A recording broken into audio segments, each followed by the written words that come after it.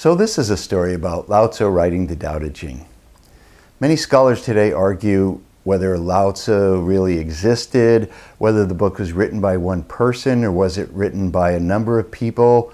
And it really doesn't matter if one person wrote it or there was a historical figure of Lao Tzu. The book, the teachings, the wisdom that's in the book, that's what's most important.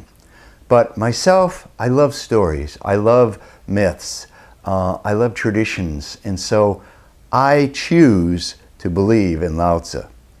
And Lao Tzu in his time was not considered, didn't go by the name Lao Tzu. Lao Tzu means old master. And remember I mentioned it means old child.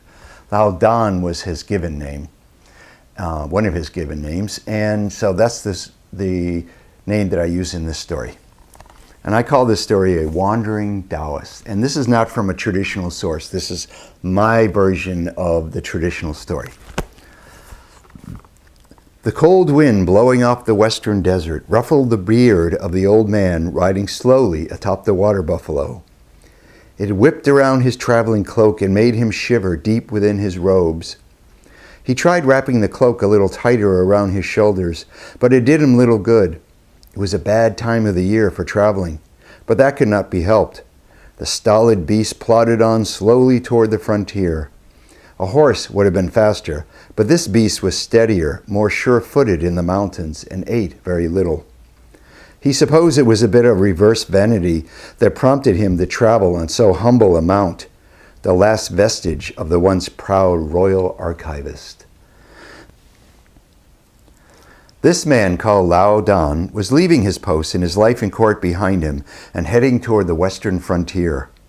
Life in the capital had been going from bad to worse. In fact, as far as he was concerned, society as a whole was falling apart. The court intrigue nauseated him, the constant political maneuvering gave him a headache, and it seemed as though cynicism was trickling down even into the lower classes. The tradesmen and shopkeepers were far more interested in making money than being of good service.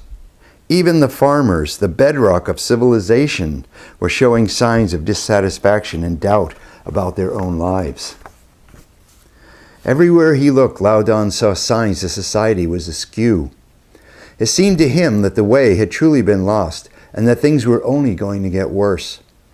Even his students had become cynical, more interested in acquiring mystical powers than simply learning how to live in accord with the eternal way, as if there were anything more powerful than that. Armies were massing all along the borders of the various fiefs, ready to go at each other's throats at a moment's notice. And no longer were there chivalrous knights errant as in days past, seeking to redress the wrongs suffered by the weak at the hands of the rapacious strong. The ancient rules of combat, in which battles were fought by favorites, thus avoiding needless bloodshed, were being ignored. Now armies went at each other in wholesale slaughter, while the poor peasants whose lands they ravaged in battle suffered the loss of their crops, their sons, and even their daughters to the bloodthirsty soldiers. All in all, it had seemed like a society had become and head into the wilderness to pass his days in contemplation of the way.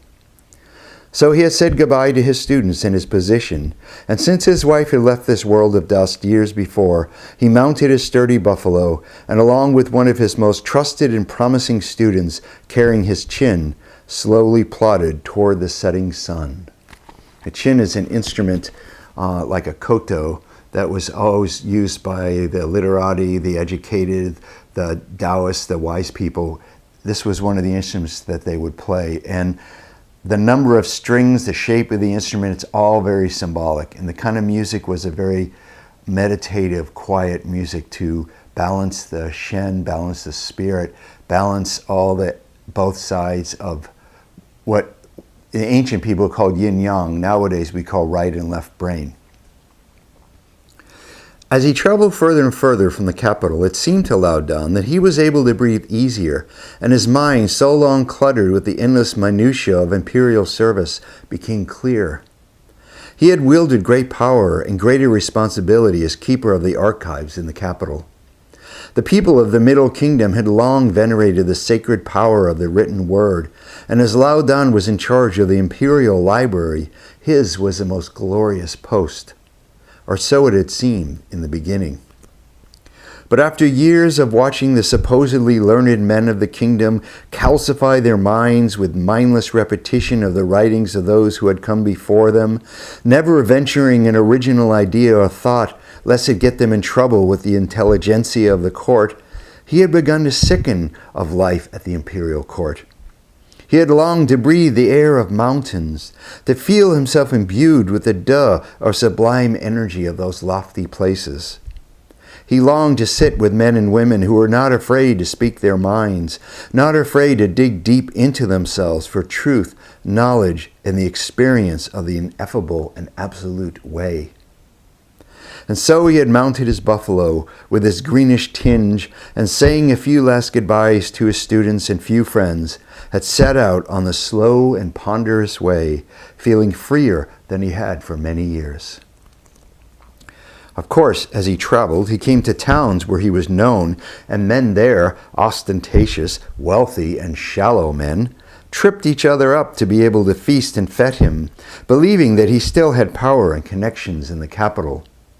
Often he let them have their fantasies, especially when his student was half-starved and freezing from their journey, and let his officious hosts wine and dine them. He was careful to promise them nothing, but he could see the greed in their eyes as they sat with him, asking for his teaching while ignoring his very words of truth. "Empty your minds and fill your bellies," he had told them. And they, misunderstanding his words, said, "Yes, yes, take more of our humble and miserable food. Fill your belly with our unworthy dishes," while serving him on gold platters. And this is a famous passage from Daode Jing. Empty your mind, fill your belly. Empty your mind, empty your intellectual mind. Let the thoughts leave, go into a deep meditative state, and send your energy into your lower dantian, which is in your lower abdomen. This is what we talked about in the Qigong and meditation sections of this course. And they, of course, totally misunderstood what he was saying, and they thought he just was angling for more rich and sumptuous foods. But now at last he was past all the towns and cities of the kingdom, out on the edge of the wilderness, where he planned to live out his last days in peace, stillness, and quiet communion with the Tao.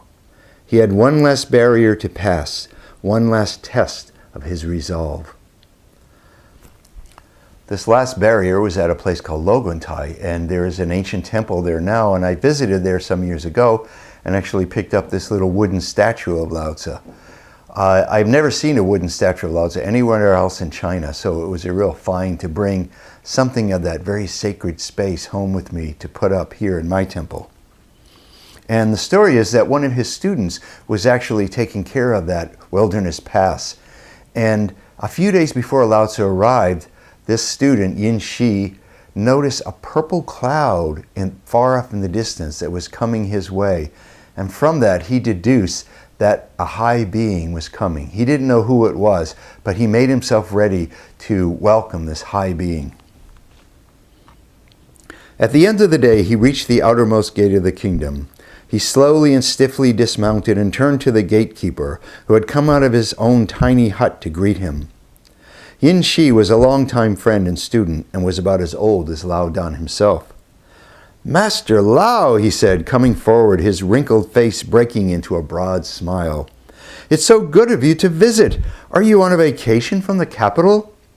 "No," answered Lao Dan. "I'm afraid I'm done with all that. I'm on my way out there." He pointed to the vast desert on the other side of the pass. Yin Shi frowned. "But that way is very hard, and may even mean your death." "No matter," said Lao Dan. "It is time for me to leave my old life behind and see what the Tao has in store for me." Later, after a simple but delicious meal, Lao Dan and his friends sat by the fire and listened to the night sounds around them. "Master Lao," began Yin Shi, "if you are really going, never to return, I beg you to please write something down for your students so they may have some of your wisdom to refer to in the troubled times ahead." "I'm afraid that if they did not hear me when I was speaking to them, "They will surely not listen to mere words on paper," answered Lao Dan. Lao Dan's student sat in the shadows and did not say anything. He had already exhausted all his words in begging his master for written instructions. That is why he had elected to accompany him out to the wilderness, away from his easy life in the court and out to who knows where, as long as he could stay by his teacher's side. "But," entreated Yin Shi, "if things are really getting as bad as you say, then we will surely be in need of whatever wisdom you can leave us." "I dislike writing things down," answered Lao Dan, getting up and stretching.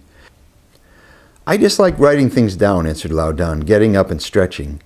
"I feel there's really no way to convey the immensity of the way in words, no matter how clever or polished. Now I must go to bed, old friend. I will be leaving at first light." Before going to bed, Lao Dan sat a while, thinking over what Yin Shi had said. He did feel a little guilty about leaving his students and friends back at the capital. Perhaps writing a few lines would not be such a bad thing after all. It might even help him formulate his thoughts a little better in his own mind. He got out his writing implements and began mixing his ink. Then, with his brush poised over a long strip of bamboo, he stopped. How could he possibly put into words the immensity and depth of the way? How could he, in a few lines, bring forth all that he had experienced and learned in a lifetime of seeking the great and sublime Tao? For a moment the thought overwhelmed him. But even though he was quitting this sad and misguided world, he felt responsible to the people who were struggling under the weight of fear and ignorance. If it was possible to leave behind a small token of his concern for them, he felt he had a duty to do what he could.